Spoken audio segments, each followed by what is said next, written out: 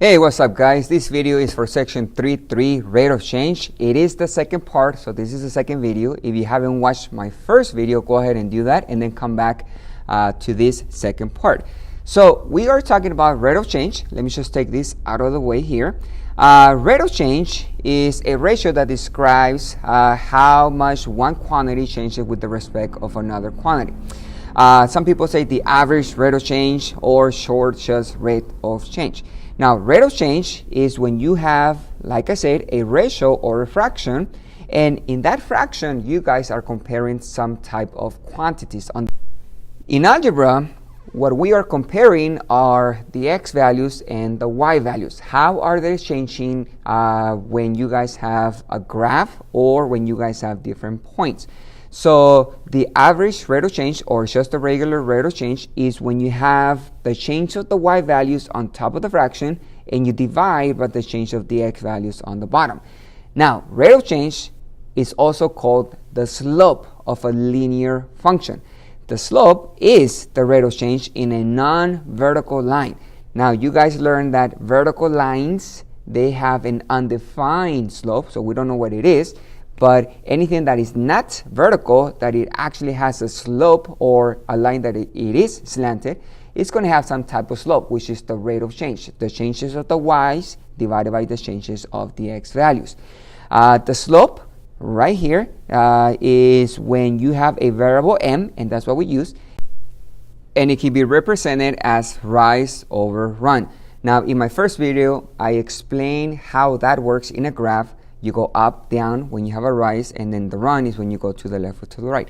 But today, we are actually going to use the slope formula to find a specific variable or a specific value. So look at the actual formula for slope. y2 minus y1 divided by x2 minus x1. Now this formula works when they give you guys 2 points that are on the line and you can find the slope. Or using that formula, we can find a specific value if we are missing one of the numbers. So let's go ahead and do some examples where they give you guys a couple points, they give you guys the slope, but we have to find that missing value.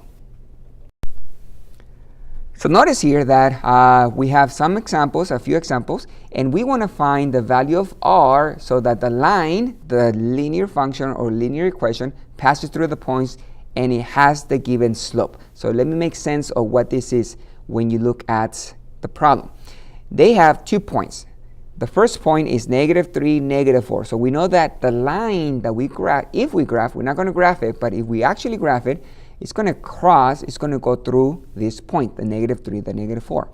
And the second point it has to go through is -5, comma, r. Now that's the number that we are looking for. We need to know what number works in this space, so all of this actually makes sense. Plus, the line has to have a slope of -9/2. Since we have the slope of the line and we kind of have the 2 points that are on the line, once again, we are missing one of the numbers, but we can use the slope formula to find that missing value. So let me go ahead and write down the formula on the screen. So the formula, once again, is m, the slope, equals y2 minus y1 over x2 minus x1. I already labeled what the numbers represent in each point. So this is x1, y1, because it's the first point, 1, 1 first. And this is x2, y2, because this is for the second point, 2, 2 means second point. And we know what the value of m is. So all you do, guys, you are going to substitute this fraction into your m, your slope. So I'm going to do that right now. I have a -9/2. Now, this is very important. If you have a slope that is not a fraction, go ahead and make that number a fraction. So you just put a 1 under the number. Because eventually we are going to have what is called a proportion, and to solve proportions, we're going to cross multiply. So we need a fraction equals a fraction. So remember, if this number is not a fraction, you go ahead and convert that into a fraction. Now this is going to equal, and let's go ahead and substitute the numbers into the formula y2 minus y1. So y2 is r minus y1 is negative 4, so I need parentheses, so I put that inside the parentheses, over x2 is negative 5, minus x1 is also negative, so I need parentheses again, and you simplify what you can. So we do have what I call double negatives right here, which means you have a negative times a negative and also on the bottom, so that's going to turn positive. So I'm going to have negative 9 over 2 equals r plus 4, and on the bottom you have negative 5 plus 3. Now I want you guys to pay attention of what's happening. On the bottom of the fraction, we can still simplify the negative 5 plus 3 on the bottom. On the top, you have that missing value. R is missing. So that is the number that we are looking for. So in order to actually solve for that variable, we want to get r by itself so we know what the answer is. I'm going to simplify the bottom of the fraction. One more thing. On the left side of the equal sign, I do have a negative 9 over 2. Now, this negative next to the fraction gets a lot of students confused because they don't know where the negative goes. And some students, they actually think that the negative goes to the top and also to the bottom number. So they put a negative 9 and a negative 2. That's not true. That's incorrect. That negative only goes to one number. And I tell my students to take the negative to the top number. So I want you guys to do that if you are in my class. So I'm going to put that negative on top. I'm going to have negative 9 over 2. So I took the negative to the top. Can you guys take the negative to the bottom? Yes, you can. Just make sure the 9 stays positive. But in algebra, it's not very common to have negatives on the bottom of the fraction, so that's why we take it to the top. On the other side, I'm just going to simplify the denominator, so I have r plus 4 over negative 2, that negative 5 plus 3. This is a proportion. We have a fraction equals a fraction. So we are going to cross multiply to solve the proportion. So I am going to multiply the negative 9 times the negative 2, and I'm going to put that here so we know what we are multiplying. And I'm going to bring down the equal sign, and now I'm going to multiply the 2 times r plus 4. So I'm going to put 2 times r plus 4 here. You guys keep going and solve for r. So on the left side, we get positive 18. On the right side, I am going to distribute the 2 to the parentheses right there. So we're going to have 2r plus 8, and you don't have fractions anymore. You guys can solve for r. So we subtract 8 from both sides. That's going to be 10 equals 2r. And finally, you guys divide by 2. So we get 5 equals r, or we can say r equals 5. This turns into invisible 1. We don't need it. So my answer, the value that I'm looking for is 5. That number is going to work for those 2 points and to have a slope of negative 9 over 2. So let me just zoom out here to show you guys this number 5 needs to be here in order for all of this to work. So let's try the next one. Now here, you guys actually need to pay attention of the slope, especially the slope, because here it says that we have an undefined slope. So first of all, we need to understand what that means. But let's go ahead and write down the formula, the slope formula, and then we can talk about the undefined slope. So, undefined. The slope of undefined, now that I have that formula, I can substitute what that means. Undefined is when you guys have a fraction for your slope and you have a 0 on the bottom of the fraction. That's what it is. If you have a fraction and a 0 on the bottom, is going to equal undefined. So you put a 0 on the bottom. Now, the top number, it can be any number, because mathematically, any number divided by 0 is going to be undefined. But the easiest number that you guys can use is just 1. So you can put a 1 on top of the fraction and you'll be okay. It's going to give you guys the correct answer as long as you use any number. But don't try to use big numbers or numbers that make everything complicated. The number 1 is the best one to use. So I'm going to put a 1 here. I know that 1 divided by 0 is undefined. So that is my slope. Now I am going to label my numbers, and I do have the x1, the y1, the x2, the y2, and go ahead and substitute into the formula. So right there, I have the numbers already substituted into the formula. Go ahead and simplify what you guys can. So here, you guys cannot simplify the 1 over 0. Over here on the top, you guys can subtract 5 minus 4 is 1. And on the bottom is going to be r minus 3. Now you guys cross multiply. So I will multiply 1 times r minus 3. So I put 1 times r minus 3. And notice that I am multiplying the 1 times everything, r minus 3. And that's what you do when you multiply a binomial. That's what it's called when you have two terms. And on the other side, you bring down the equal sign. 0 times 1 is 0. Now when you guys distribute 1 here, 1 times r is just r. 1 times 3 is 3, so I put minus 3 equal to 0. And finally, you add 3 to both sides. Cancels, r equals 3. So that is my value. My value of r has to equal to 3. But let me emphasize in the slope. When you guys have undefined slope, make sure that you guys have a 0 on the bottom of the fraction. And it's very common to get that 0 mistaken, because some students put the 0 on top of the fraction. And we'll talk about that in a second. But for this example, since the slope is undefined, you put a 0 on the bottom. And then you guys set up the formula, cross multiply, and solve for the missing variable. Now this one here, look what happens in the points. Those 2 points, they're actually missing one number, r, comma 3, and 5, comma r. Now my slope is 0, not undefined. So we actually have to be careful with that because we are going to have a 0 in a fraction, but we have to understand where the 0 goes. So let me write down the formula first, the slope formula, and then we'll talk about the slope.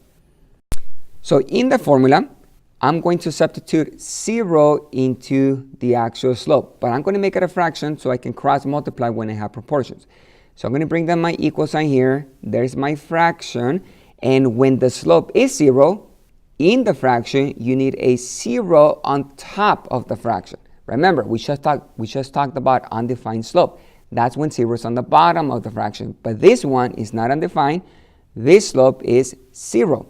So you need the 0 on the top. Now the bottom number can be any number that you guys want, but the easiest number that you can use is 1. 0 divided by 1 is 0. Okay, you guys can use a 7 on the bottom. You guys can use a negative 20, but the easiest number is 1. Now on the other side, I'm just going to label my numbers and substitute the values into the formula. So you see the x1, y1, x2, y2. I substitute those numbers in the formula, and I have 0 over 1 equals r minus 3 over 5 minus r. Notice that I cannot simplify the numerator or denominator in this fraction, but I am going to cross multiply. So when I cross multiply, I multiply 0 times all of this right here, the 5 minus r.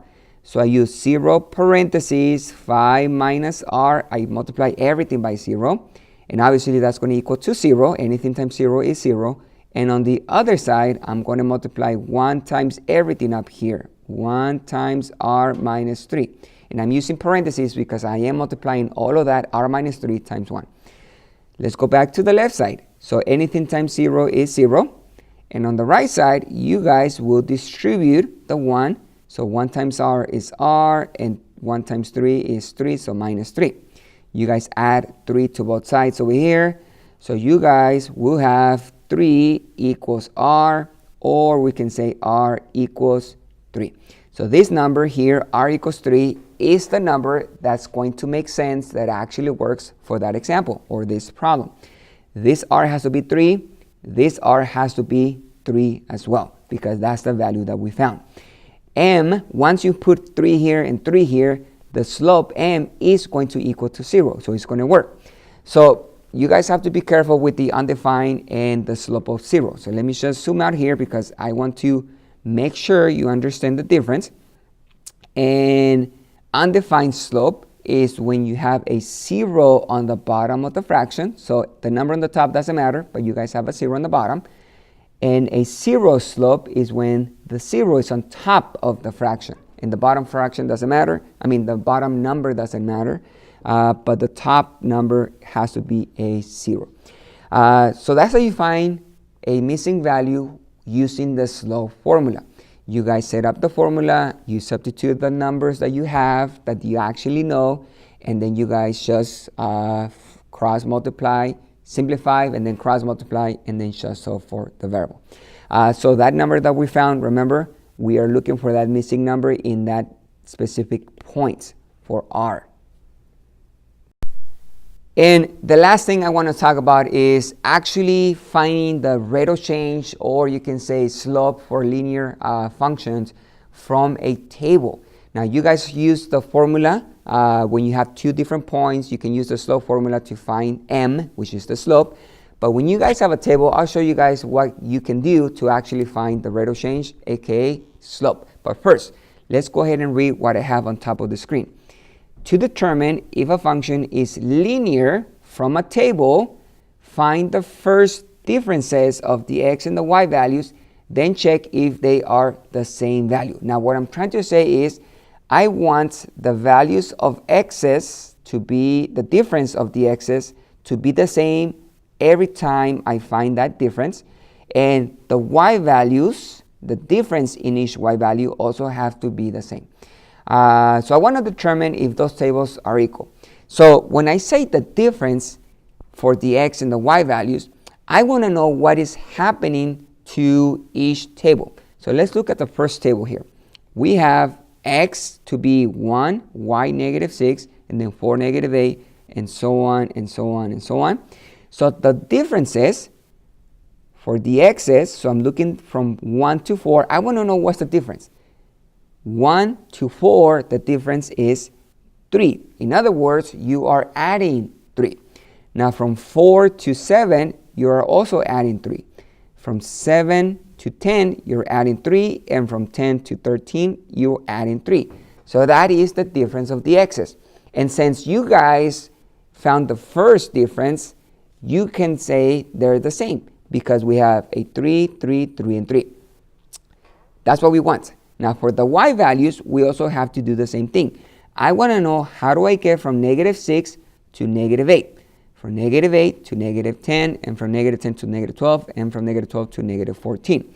So here, I need to subtract 2. Now let me explain why. Because from negative 6, and you subtract 2, negative 6 minus 2, that's negative 8. Negative 8 minus 2, that's negative 10. Negative 8 minus 2 is negative 10. And negative 10 minus 2 is negative 12. And negative 12 minus 2 is negative 14. So that is the difference of the y values.